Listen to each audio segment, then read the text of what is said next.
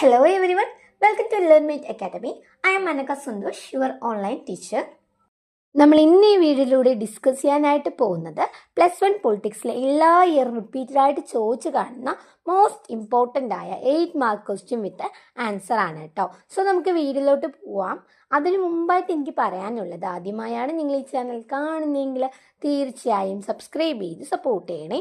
അതോടൊപ്പം തന്നെ നമ്മൾ ഈ ഒരു ഓൺലൈൻ ചാനലിൽ നമ്മൾ ഓൺലൈൻ ട്യൂഷൻസും കാര്യങ്ങളൊക്കെ പ്രൊവൈഡ് ചെയ്യുന്നുണ്ട്. സോ ഇൻട്രസ്റ്റഡ് സ്റ്റുഡൻസ് ആണെങ്കിൽ തീർച്ചയായും കോൺടാക്ട് ചെയ്യണം. കോൺടാക്ട് നമ്പർ കൂടെ പ്രൊവൈഡ് ചെയ്യുന്നുണ്ട് കേട്ടോ, 7012787895. So let's learn together.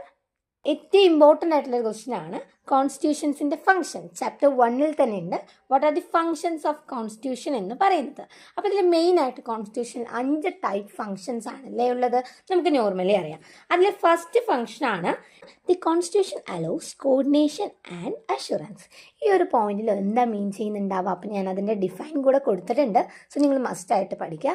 ഈ ഒരു പോയിന്റിൽ ഒന്നും തന്നെ പറയുന്നില്ല, ഒരു സെറ്റ് ഓഫ് ബേസിക് റൂൾസ് നമ്മൾ പ്രൊവൈഡ് ചെയ്യുന്നുണ്ട് എന്നാണ് പറയുന്നത്. എന്തിനാണ് നമ്മൾ set of basic rules provide ചെയ്യുന്നത്? നമ്മുടെ സൊസൈറ്റിയിലുള്ള എല്ലാ പീപ്പിൾസിനെയും കറക്റ്റായിട്ട് കോർഡിനേറ്റ് ചെയ്യാം. നമുക്ക് ഏതാണോ സൊസൈറ്റി തന്നിരിക്കുന്നത് അവിടെയുള്ള പീപ്പിൾസിനെയും കറക്റ്റായി കോർഡിനേറ്റ് ചെയ്യാൻ വേണ്ടി ഒരു സെറ്റ് ഓഫ് ബേസിക് റൂൾസ് നമ്മൾ പ്രൊവൈഡ് ചെയ്തിട്ടുണ്ട്. നമ്മൾ എന്ന് വെച്ചാൽ ആരാണ്? കോൺസ്റ്റിറ്റ്യൂഷൻ പ്രൊവൈഡ് ചെയ്തിട്ടുണ്ട് എന്നാണ് പറയുന്നത്. സെക്കൻഡ് വൺ ആണ് specification of decision making powers എന്ന് പറയുന്നത്. ഇതൊന്നുമില്ല, നമ്മുടെ ഓരോ സൊസൈറ്റിയിലും ഡിസിഷൻ മേക്കിംഗ് പവർ അല്ലെങ്കിൽ ഡിസിഷൻ മേക്കിംഗ് അതോറിറ്റി എന്ന് പറയുന്നത് ഒരു ഇൻസ്റ്റിറ്റ്യൂഷൻ ആയിരിക്കും. അപ്പോൾ ആ ഒരു ഇൻസ്റ്റിറ്റ്യൂഷൻ്റെ കീഴിലായിരിക്കും ആ ഒരു റീസണുമായി ബന്ധപ്പെട്ട ഡിസിഷൻസും കാര്യങ്ങളൊക്കെ എടുക്കാനായിട്ട് പറ്റുക. അപ്പോൾ ഇങ്ങനെയുള്ള ഒരു ഇൻസ്റ്റിറ്റ്യൂഷനെ കുറച്ചും കൂടി സ്പെസിഫൈ ചെയ്ത് കാണിക്കുന്നതാണ് പറയുന്നത് കേട്ടോ. വളരെ ഈസിയാണ്. നമ്മുടെ ഏതാണോ ഇൻസ്റ്റിറ്റ്യൂഷൻ ഡിസിഷൻ മേക്കിംഗ് ഒക്കെ എടുക്കുന്നത്, അപ്പോൾ ആ ഒരു ഇൻസ്റ്റിറ്റ്യൂഷനെ കുറച്ചുകൂടെ സ്പെസിഫൈ ചെയ്ത് കാണിക്കുന്നതാണ് ഈ ഒരു പോയിന്റ് ഡിഫൈൻ ചെയ്യുന്നത്. തേർഡ് വൺ ആണ് limit the powers of the government എന്ന് പറയുന്നത്. ഇവിടെ എന്തായിരിക്കും നമ്മുടെ ഗവൺമെൻറ്റിൻ്റെ പവേഴ്സ്, അഥവാ നമ്മുടെ ഗവൺമെൻറ്റിൻ്റെ ആ ഒരു ഭരിക്കാനുള്ള ഒരു പവർ എന്തായിരിക്കും? ലിമിറ്റഡ് ആയിരിക്കും എന്നാണ് പറയുന്നത് കേട്ടോ. നെക്സ്റ്റ് പോയിന്റ് ആണ് aspiration and goals of the society എന്ന് പറയുന്നത്. അതായത് നമ്മുടെ ഗവൺമെൻറ് എന്ത് അച്ചീവ് ചെയ്യണം? ആസ്പിറേഷൻസ് അഥവാ അഭിലാഷങ്ങൾ, അല്ലെങ്കിൽ നമ്മുടെ സൊസൈറ്റിക്ക് ആവശ്യമായിട്ടുള്ള ഗോൾ എന്ന് വെച്ചാൽ എന്താ അർത്ഥം? നമ്മുടെ എയിം അല്ലേ. അപ്പോൾ അത് അച്ചീവ് ചെയ്യാൻ വേണ്ടിയിട്ട് ആര് ക്യാപ്പബിൾ ആയിരിക്കണം? നമ്മുടെ ഗവൺമെൻറ് ക്യാപ്പബിൾ ആയിരിക്കണം. അപ്പോൾ ഇതെങ്ങനെയൊക്കെ ചെയ്യാൻ വേണ്ടിയിട്ട് നമ്മൾ തന്നെ നമ്മുടെ ഗവൺമെൻറ്റിനെ എനബിൾ ചെയ്യണം. എന്ന് വെച്ചാൽ എന്താ അർത്ഥമാക്കുന്നത്? നമ്മുടെ ഗവൺമെൻറ്റിനെ നമ്മൾ തന്നെ പ്രാപ്തരാക്കണം എന്നൊക്കെയാണ് ഈ ഒരു പോയിന്റ് മീൻ ചെയ്യുന്നത് കേട്ടോ. Then fundamental identity of the people എന്ന് പറയുന്നത്, അതായത് നമ്മൾ ഒരു ഇന്ത്യൻ സിറ്റീസിനാണെന്ന് അറിയാൻ വേണ്ടിയിട്ട് നമ്മുടെ കയ്യിൽ ഫണ്ടമെൻ്റൽ ഐഡൻറ്റിറ്റി ഉണ്ടല്ലേ.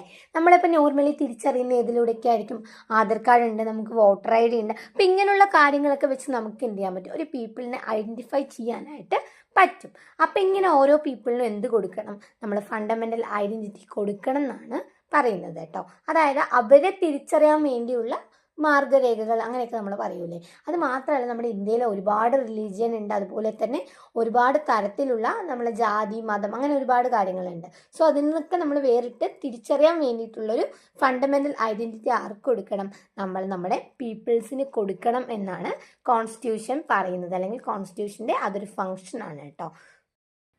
ഇതെന്തായാലും പഠിക്കണം, മോസ്റ്റ് ഇമ്പോർട്ടൻറ്റ് ക്വസ്റ്റ്യൻ ആണ്. അത് മാത്രമല്ല, കണ്ടിന്യൂസ് ആയിട്ട് റിപ്പീറ്റ് ചെയ്ത് വരുന്ന ഒരു 8 മാർക്ക് ക്വസ്റ്റ്യൻ കൂടെയാണ് കേട്ടോ. അപ്പോൾ ഇത് പഠിക്കുന്നതിലൂടെ തന്നെ നിങ്ങൾക്ക് 8 മാർക്ക് ഉറപ്പിക്കാവുന്നതാണ്. വീഡിയോ ഇഷ്ടമായെങ്കിൽ തീർച്ചയായും ലൈക്ക് ചെയ്യണം, ഷെയർ ചെയ്യണം, സബ്സ്ക്രൈബ് ചെയ്യണം. അടുത്തൊരു വീഡിയോയുമായി നമുക്ക് വീണ്ടും കാണാം.